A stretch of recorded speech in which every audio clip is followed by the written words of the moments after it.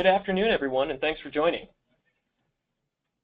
I hope we've gotten everyone here today for more than just a catchy title for this webinar. I do really want to talk about why sales matters and how sales is changing, how our buyers are changing, how you should be approaching sales for your business to create the best possible outcomes with your prospects, and also if you're creating a sales strategy for your business, what elements you should include there. Throughout the webinar today, we're going to be monitoring the chat. So feel free to ask questions along the way, though we may wait until the end to answer them. We'll do our best to answer every question that is asked. So with that, and before I jump in, a quick introduction for who I am. My name is Phil Stern. I am the Vice President of Growth at Zen Planner, and I am experienced in sales and leadership. And what that means is, apart from work as an athlete in the fitness industry, I have held sales positions of all different levels and varieties at multiple companies and leadership positions at multiple companies as well. I'm really passionate, though, about small businesses, and for the last 2 companies I've worked at have been really focused on the small business sector, and in that really have seen the challenges that small business owners face in finding time to not just sell and sell effectively, but to really learn about the art of selling and how to be the most effective salesperson they can for their business. Apart from all of that, I'm a skier, runner, mountain biker, CrossFitter, yogi, husband, and father. So I like to stay active and like to bring my family with me when I am active. So with that, I want to jump in. So why even talk about sales? I alluded to this just a little bit in my introduction, but really it's because if you want your business to grow, if you want the revenue to grow, if you want your membership to grow, if you want your classes to be full, you do have to think about sales. And what I really have come to realize is that sales is much bigger than most people think. And I want to quote Mark Cuban here, and I'll read this, which is, "Sales is the most important aspect of a company, which in turn is how well you treat your customers and stay ahead of your customers' requirements." And what I mean by that is, or what I feel Mark Cuban means by that is, sales is not just about bringing a new member in the door. Sales is really about what you do. It's also about what you do after they're in the door. What their relationship with you is like, what their experience in your business is like, and how you can stay ahead of their needs or how the market is changing to make sure they're always delighted. And so in my own words, it's not just about bringing on new members. You are selling and reselling your business in every interaction you have with prospects. And this is really important because that sales, the idea of sales does not stop when the member buys the punch card or has the membership. It is happening every single time you or any of your staff members is having an interaction with a customer or a prospect. What's interesting about that then is that my assertion is that everyone at your business is a salesperson. And this is not just you and your staff. This is every member, every drop-in, every person who's come in for their first class ever, every parent who maybe dropped a child off if you have children's programs at your gym or studio. Everybody is a salesperson. And if you help them have a wonderful experience, if you help them truly understand who you are as a business and who you want to be as a business, then they're going to be telling the right message out there when they have sales interactions, when they're talking to a friend about where they train, or when they're talking to another parent about where their kids are going after school, or when they're talking to, or when you actually have a prospect walk into the gym and one of your staff members is speaking with that person. So with this mindset, I just want to reassert that sales is much bigger than people think. And it takes effort. So a little bit of a joke here, but our study concludes that this is the percentage of our customers who will buy from us without any effort whatsoever on our part. It takes effort. Sales is something that you can't just, do casually here and there. It's not something that's important one month and not the next. Because it's really about the holistic relationship you have from when a person is considering your business to when they've been a member for years and years. It takes a constant effort from the business owner. And it's changing. In the new world of sales, being able to ask the right questions is more valuable than producing the right answers. This is a wonderful book if you're selling in 2017 by Daniel Pink. Sales nowadays is not about how well you can represent what you offer. In other words, pitch what you offer to the people who are considering your business. It's how well you can connect with a person who is considering your business. It's how well you can put out there what your business is all about. And I don't mean your equipment, and I don't mean what classes you offer. It's really the identity that your business has and what that person's going to feel when they walk in. And only in making that a very personal experience can you really truly be selling the way that people these days want to buy. And that's really because buyer expectations are changing as well. And people have read your Google, Facebook, Yelp reviews before they even submit your lead form.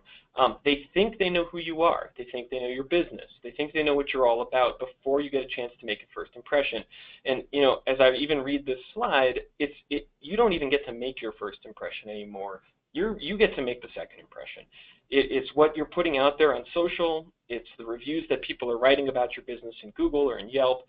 It's the posts that your business is getting tagged in on Facebook or in Instagram. That's the first impression that people have. That's where they're finding your business for the first time.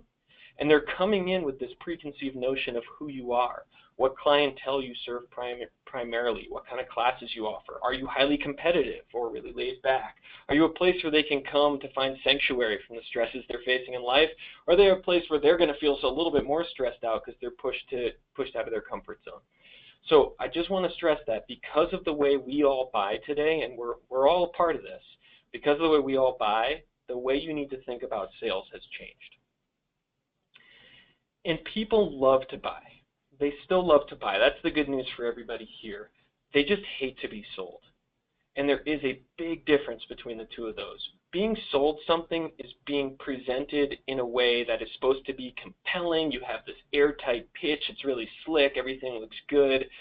And that is putting the pressure on that person to make a decision, maybe outside of the time frame they're comfortable with, maybe to purchase something more than they want to at the time they walk in, and that's not what people want anymore. They don't expect that kind of high pressure sales environment when they walk into your business, but they still love to buy. And loving to buy means they want that decision to be their own. They want to buy because emotionally that's where they feel that it's going to make them feel good, and they want to know that what they're doing is going to be a dollar well spent over time. And so you have to have this mindset that you're not there to sell them anything. And this is really where the title of this webinar comes into play. We are not selling them anything. We are just helping them see that buying from you would be the absolute best decision that they can make. So overall, your approach to sales has to change. I have two pictures here. I'm sure they're resonating with many people on the webinar right now. This is representative of traditional sales. On the left, he might be a really nice guy, but they caught a really bad photo of him, but he is your traditional used car salesman. He's the slimy, high pressure, let's make a deal kind of guy. He wants to get you into the car and off the lot as fast as possible. That is not going to fly in 2017. And on the right, this classic Alec Baldwin character, he's giving a lecture on how you should always be closing. It's always about the close. All you need to do is get them there and force them to sign on the dotted line. And that is also not going to fly anymore. And that is because traditional sales is dead. This is just not an approach that works anymore. People's defensive walls, their defense mechanisms kick in as soon as they feel they're being pressured to do something they did not want to do. And because they've already researched your business before they even walk in the door or submit your lead form online, they already have an impression. So then you go in and you only, say support that by being high pressure when you're speaking with them or not really getting to know them at all. You're only confirming what they may already think about your business. This also means that you can't discount. And in the world of things like Groupon and ClassPass, we sort of forget that we're offering discounts to our prospective members all the time. But what that really does is devalues your business and services. And it also sets a new price expectation in the market for what it is that you're offering. And so I can't stress this enough. You are devaluing your business when you discount, and it's not helping you make long-term passionate customers. So if all of this related to your sales approach needs to change, your focus has to change too. You are not here to bring as many bodies in the door as you possibly can. You need to focus on creating long-term passionate customers. You want advocates, not trials. Advocates are people who are going to tell their friends to come check out a class with them. They're going to do the selling for you. Advocates are parents who are going to talk about how much their kid loves training, either at your martial arts school or gym, or how much they've loved your summer camp. They're going to talk about that with other parents, and again, do the selling for you. Advocates are your staff members who really believe in what you provide in your business, and they're going to be out there not just when they're representing your business by teaching a class or working the front desk or anything like that. They're also going to be advocates for you when they're training at another facility or training in another part of the country, or they're in a competition, and that is what you're trying to create here, is advocates, passionate customers of your business. You really need to focus on keeping the members you get too, right? So you're going to focus less on bringing trials and discounted members in the door, and you're really going to focus on creating those high-value advocates. You're also going to really focus on retaining members that you get. Like I mentioned really early in the webinar, sales is not just about getting the new person to walk in the door. It's really about the long-term, the holistic relationship you have with them. And so retention is incredibly important in the sales process. And part of that is because it is much less expensive to retain a member than it is to go out and acquire new members. So you're going to focus on the value you deliver. And the value that you deliver are the lives you're going to change, the members you're going to help, and the outcomes and results you're going to create for them or help them create for themselves. This is really what you're doing. You are selling value. That is what you're actually selling. And when value is what you're actually selling, once again, you're not really out there pitching. You're not selling at all. And that's the really nice part about this approach. The really nice part about value selling, it's not like traditional sales at all. And that is why it's my assertion that you can be an incredible salesperson and never ask someone for the sale. You're never going to go out and tell them to sign or push them to a bigger package at your gym or studio. This is all about selling value, and you can only do that if you're creating great relationships. So what does this all mean? I'd like to get a lot more specific here. This means that you should never pitch. You should only have conversations. This means that you should get very personal with the prospective members or customers of your business. This means that you should train your staff all the time. And I'm going to give even more specific examples of each of these, by the way. This means, as I've already mentioned, you should not discount, and you should have a plan. And when I say you should have a plan, and I will give you a very concrete example of this in a later slide, I mean you should actually have a sales strategy for your business. And I want you to spend some time, I would challenge you to spend time after this webinar and think through what your sales strategy would be. So let's jump in. Why shouldn't you pitch? Because pitching is impersonal. Pitching is about you and your business, not your prospect's goals. Your prospect is going to see that pitch coming from a mile away, and they'll get on the defensive. Like I said, when you feel you're being pressured into something you don't really want to do, you're much more likely to put those defensive walls up. They're going to view you the same as everyone else, because guess what every other gym or studio is doing? They are pitching how great they are and how great their equipment or classes are to everybody who walks in the door. And they're going to view you as a salesperson and not a coach or trainer. They're going to view you as a salesperson and not somebody who could positively change their life. So what does getting personal look like? And for that, I want to look at a common scenario. The prospect comes in and they say, they give you some very generic goal. I want to lose weight. In 2017, most of us here know that that's probably not even the correct goal for them, right? And what ends up happening at a lot of fitness businesses is they say, that's great. We have these classes and these trainers and these services and these programs. You're going to love it. Let's get you signed up. Let's get you in. I want you to have a consultation right now. That is pitching. It might not feel like it. It might just feel like a passionate owner of a fitness business doing, whatever they can just to show somebody, how much they care about their facility. But what they've really done is take this very generic goal of I want to lose weight from that prospect, and they haven't turned it into anything tangible. And so in this scenario, we never got personal. Instead of jumping to the pitch, you need to ask questions. And this is such a common theme in sales, and it's something that we are constantly training into our salespeople. Here, you have to ask questions. It's all about the discovery. What can you discover? So an example is, okay, you want to lose weight. Well, why? How much? If you lost weight, what would you be able to do that you feel you cannot do now? Are you limited in some way? What is your experience with weight loss in the past? What is your experience as an athlete? What do you feel your biggest challenge will be that you're going to face along the way? And as you ask each of these questions, you're going to uncover information from that person that is going to allow you to ask another 5 or 10 questions right behind it. And you're not prying in this case. The person has the permission to say, I'm not comfortable answering that right now. But if you don't ask, you don't know. And in asking these questions, you can get to some really, really interesting things that really help you understand what this person needs. So all I know is that this person wants to lose weight. But what I don't know is the personal goals behind that weight loss. So I want to lose weight as a goal, but it's not specific and it's not personal. But I want to lose 10 pounds to ease the pain in my knees, as right now it's difficult for me to play soccer with my children. That is personal. That means that something extremely important in that person's life is being impacted by their physical condition. Now, their perception of the solution to that problem is to lose weight.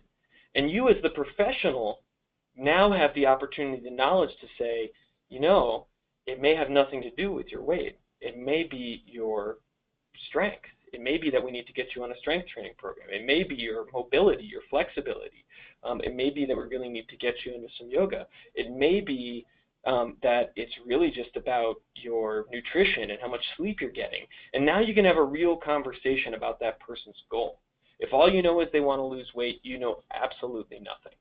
But if over time you can show them progress towards getting them back onto the field so they can kick the ball around with their kids, now you're really working towards something that somebody's going to commit to. And that person's not only more likely to connect with the recommendations you're making because you're actually speaking to them about something they truly care about, but they're actually more likely to stay with you over time because you're going to come back to that. You're going to show them the progress. That first day that they're able to go out and kick the ball around without pain, that is going to be something that they remember forever, and they're going to remember you for helping them get there. So that's what I mean when I say get personal. Get to the level where you're talking about somebody's family. It can be hard, it can be a little uncomfortable for people at first to get to that level of personal detail with people they've just met, but you only have to ask a couple questions. Most people will be happy to volunteer that information. So I recommend that you know them like their friends know them. Develop real trust. It will be greater stickiness, like I said, with your members or students or athletes long term. And you have to instill this approach in your staff. So that leads me to my next point, which is you should invest time and money in training. In many cases, your staff are going to be the first people that your prospects meet or speak to. So the prospect walks to the front door, you're not in the gym or you're not at the front desk at that moment. So you need to ensure that they know how to have personal conversations too and are comfortable with it. You have to ensure that they're as passionate about your business as you are. You have to ensure that they have goals and incentives that align with yours. And they have to know your goals for the business. They have to know what you really want and who you really want to be as a business owner. And in the first one, knowing how to have personal conversations, you have to role play this with people. You have to make it real. Many people really aren't comfortable with the whole role play scenario, sitting down and acting and speaking up in front of their peers. But getting your staff together as a group and bringing in some common scenarios or things you wish you and your team were better at, sitting them down and making them role play those scenarios is going to make your team really strong in this area. It's also going to help you reduce staff attrition. Employees want a place to grow. They don't want to just be, they don't want your gym or studio to just be a place where they're punching the clock, coming in, doing their job, and leaving. They want to know that they're gaining skills. They want to know the next job they go to that you're going to help them gain skills that they can then apply to that job to become more marketable. And so giving them this training time, showing this commitment to their development will help them really feel bought in.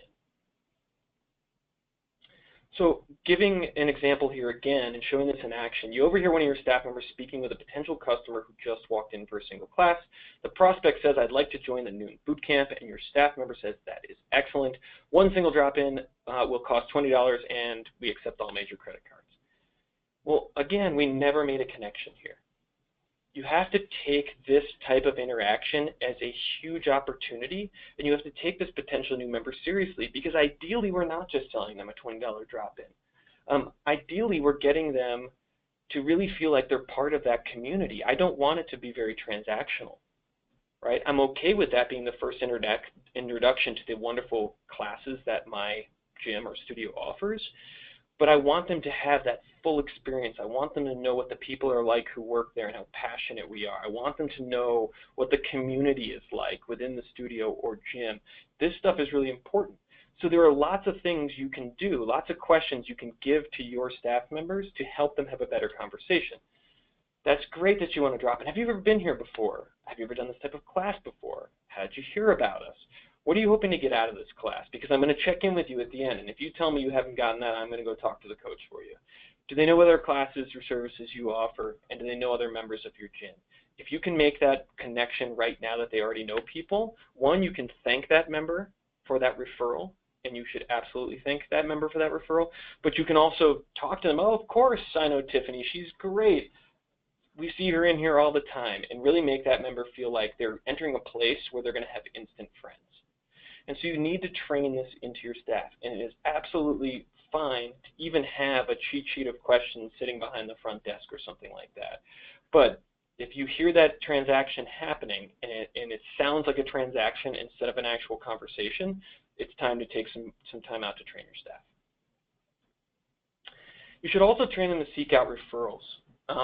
And part of this is, and I want to share this data point because it's really, really powerful, 91% of customers say they'd give referrals, and only 11% of salespeople ask for referrals. Why don't we ask? You know, sometimes we haven't been trained to, sometimes we're afraid, and sometimes we're simply forgetful. Whatever the case may be, it is critical that you ask for referrals, because when you're training with your friends, when you're going to a gym and you're going to run into people you truly like and you know and you enjoy working out with, you're much more likely to stay at that fitness business, whether it's a gym or a studio or martial arts school, long term. And that is really critical for you, because like we've mentioned before in the webinar, getting members long term is going to provide a much more valuable and reliable revenue stream for your business than having to constantly cycle in new members. Probably won't surprise anyone to hear me hit this point again, because it is so important, but top performing fitness businesses, they don't discount. Not only do they charge more, but they also don't discount. And that is a direct quote from our martial arts benchmark report. We have really wonderful data-driven benchmark reports for boutique fitness, for CrossFit, for martial arts, and for yoga. I highly recommend everybody go and seek those out. They're available on our website. But really what I really want to call out on this slide is the revenue per student. The top performing martial arts schools get $175 a month on average from each of their students or each of their members, where these more struggling up-and-coming schools that aspire to be in that champion category, they're getting less than half. It's almost a third as much revenue per student. The two primary reasons: they're not charging enough for their classes, and they're offering discounts. And thinking of yourself as a business owner, thinking of yourself as a salesperson can present a challenge to a lot of fitness business owners, and they can end up making deals for friends, deals for other coaches. You know, they can start making all these deals, and that has this really long tail downstream effect of actually creating members who are not paying you enough for your services. Like I said earlier, discounting devalues what you offer. If you're providing a high level of service and a lot of value to your members, you should not need to discount. And you should have a plan. And I'm going to lay this out in 4 steps in just one more slide, but some of the elements of the plan is: what is the identity of your business? And that is, who is your ideal member? What do you want to be known for? Are you the competition gym, Or are you the after-school, kid-friendly gym? Are you a sanctuary and you have this very serene, kind of stress-free environment? Or are you here to get people fired up after work and make sure they get their fitness? You cannot be all things to all people, and so knowing your identity, I mean literally writing it down, and then telling your staff or posting it on the wall is critical to your success. You have to know who follows up with your prospects. If everybody is responsible for calling a lead, then nobody is responsible for calling a lead. And what I really mean is you or one other person doesn't have to make every single call, but somebody has to be the one who ensures that every single prospect gets a very reliable contact attempt, whether it's a phone call, an email, or a text, and that it happens in a very consistent amount of time with a consistent message. You have to know how you want your staff to reach out. So do you want them to be a little more passive and just email, or do you want them to try to get that person on the phone if they submit a lead form or come in for a trial? You have to know what you want them to say to your prospects. So again, this ties back to your identity. Are you going to be highly welcoming, where you talk about the community that you have and everything like that, or are you going to get right to their goals and talk to them about how quickly you can help them reach those goals? And then last but not least, you need to have a plan to measure success. So in terms of a step-by-step model for building a sales strategy, to boil it down to something that I feel is really simple and easy to put into practice, I have these 4 steps. Number 1, define your identity. And like I mentioned, write it down, post it inside of your gym. It can be a part of your mission statement as a business owner. It can be right along those lines, but every member should feel it. Every staff member should own it with you. Next, create a touch model. And a touch model may be a new term for a lot of folks on this call, but what that means is, what type of contact attempts are you going to make on a prospective member of your business? And what kind of contacts are you going to attempt as retention tools for existing members of your business? So if somebody submits a lead form and they're not a member right now, are you going to call them? Are you going to call them on the first day? Are you going to email them? Are you going to email them on the first day? Are you going to call them 3 times? This is what I really mean. You actually have to detail this plan out and be extremely consistent with your leads. And to the extent that you can, you should automate this process. And this is a place where Zen Planner provides a lot of tools, and other member management tools do as well. The system can recognize that lead and send the emails for you, or send you the reminder or your staff members the reminder to place the call. That's really, really critical in making sure you do this consistently. The other side of this is the retention side. Does everybody get a call on their birthday? Does everybody get an email to celebrate their 100th class? Or do you simply need to remind staff when it's somebody's 1 or 2 year anniversary training at your facility? Whatever the case may be, the sales process doesn't stop when they walk through the front door and have a membership with you. And so actually being consistent with how you follow through on making people feel special and really a part of your community does not stop then either. And you need to find a way to make sure that you're following that all the way through. Step 3 is training your staff. If you want to have this consistent, holistic relationship with your members, you also need to train your staff on an ongoing basis too. Training them once and hoping that they've internalized everything is just not going to cut it. There's some data that I saw recently that suggested that it takes seven communications of the exact same message for 90% of the people to actually internalize and understand that message. So if you've only trained once, you've probably only gotten about 50% of your staff to really understand what you're trying to accomplish. So train consistently, train in a programmatic approach where you're, every 2 weeks or every month you're actually doing this. Take the time out to do it. Your staff will be grateful for that. And last but not least, measure and report. Know what success means to your business. Measure that and let everybody know how you're performing, good or bad. So if your goal is to add 5 new members every month and you add 7, your staff should hear about how great a job everyone did that month. If your goal is to not lose a single member in a month and you go through a month and you retain everybody, you should go back and look at everything you did to make that successful. And you should announce that. You can announce that to your community. They're going to appreciate that, knowing that this is a place where people are going to consistently come every week, class in, class out, and they're really going to understand that they're part of a community. That is critical.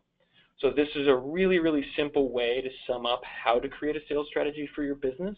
And if you haven't sat down yet and taken the time to write this all out, and I mean pen and paper or computer, and really actually put this on paper, I highly recommend everybody does that. So the takeaway here then, and then we'll go to questions, is that the sales process is an integral part of your entire relationship with each of your members, your entire relationship. So making a great first impression is incredibly important, and continuing to make a great impression throughout that entire relationship is also incredibly important. So think of it as a holistic. When you think of yourself as a salesperson, think of yourself as reselling every single interaction that you have with a member. So I'll pause there for questions, and I will ask the question out loud back out to the webinar, and then do my best to answer.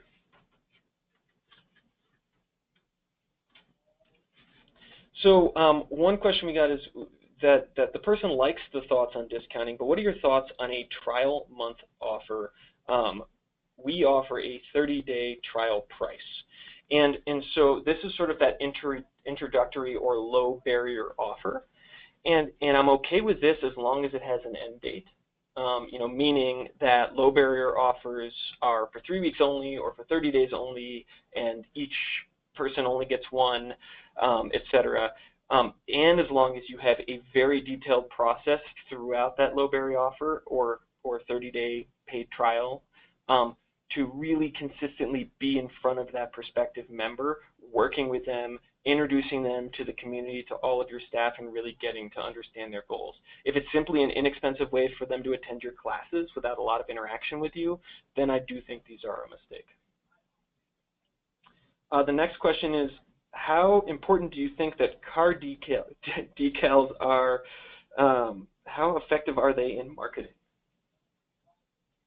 And so I'm wondering if this means getting your brands for your studio or fitness business sticker out on all of your members' cars and your staff members' cars. I think for the most part this is a really inexpensive way of getting your brand out there in the community, especially if you live in a place, if you live in a large urban center where people are going to be taking, public transit and things like that. This isn't where I would spend money. But if you have the type of community where people are driving everywhere, getting a sticker on the back of the car while somebody's waiting at a traffic light could be a really inexpensive and effective way to market. Do I think it's the best place to put your money? Probably not. And if I was going to spend that same dollar somewhere else, I'd probably make sure I had a really great website, a really well managed Facebook page and Instagram account. What's the biggest hurdle for business owners like me to start selling? Honestly, this is a mindset. What we see most commonly here, and we have the incredible fortune to get to work with literally thousands of fitness business owners. What we see here is that they're uncomfortable with the mindset that they are a salesperson. That's not why they open their business. They have a sincere passion for improving people's lives and impacting them with fitness and wellness. And so being a salesperson makes them a little uncomfortable.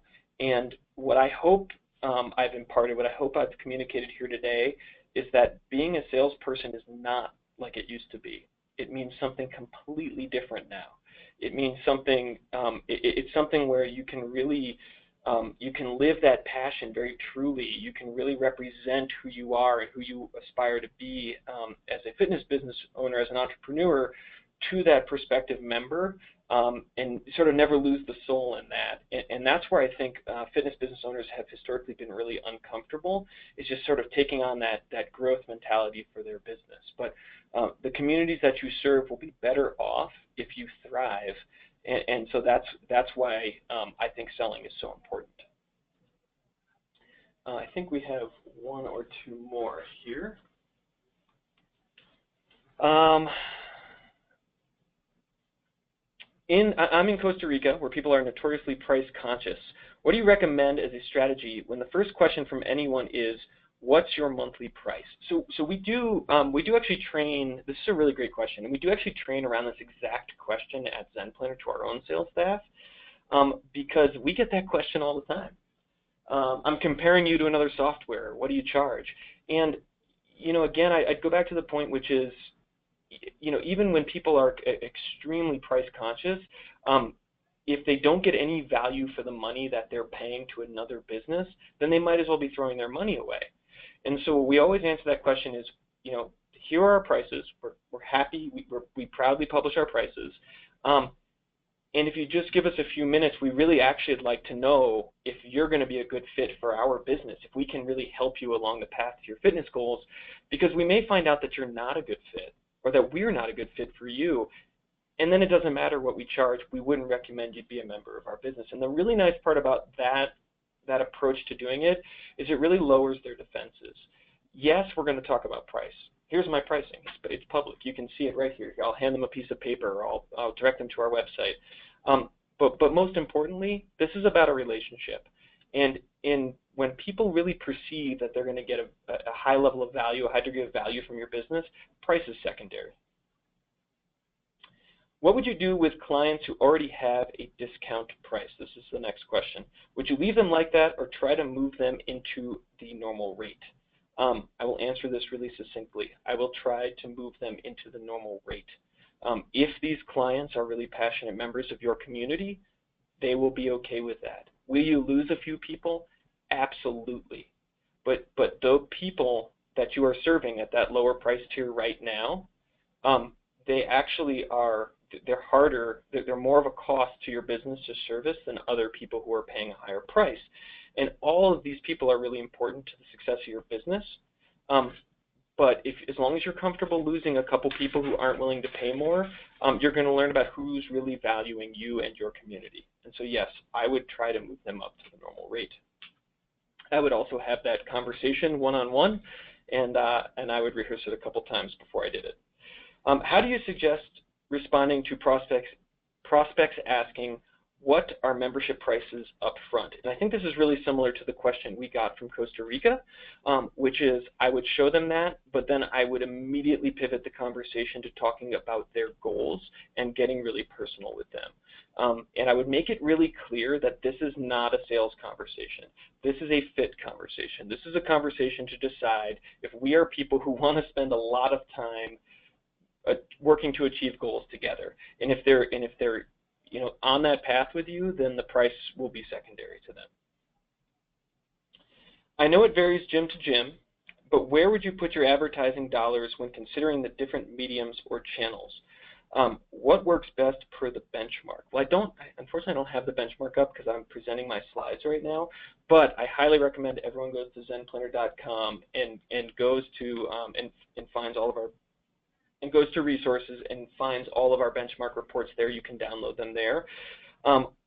What do I think? I think referral programs, so this is a question about advertising dollars, but I think referral programs are the absolute most effective way in the fitness community to bring in really, really high quality members at the most effective cost to you as the business owner. And by that I mean somebody who's coming in already knowing one or two people who train at your facility, where yes, you probably will offer an incentive to the member to recommend or to refer their friend in. That actually costs a lot less than casting the net a lot broadly by, say, boosting a post on Facebook or putting an Instagram ad out there or something like that to get somebody there. I will say this though, you cannot go wrong with really strong search engine optimization.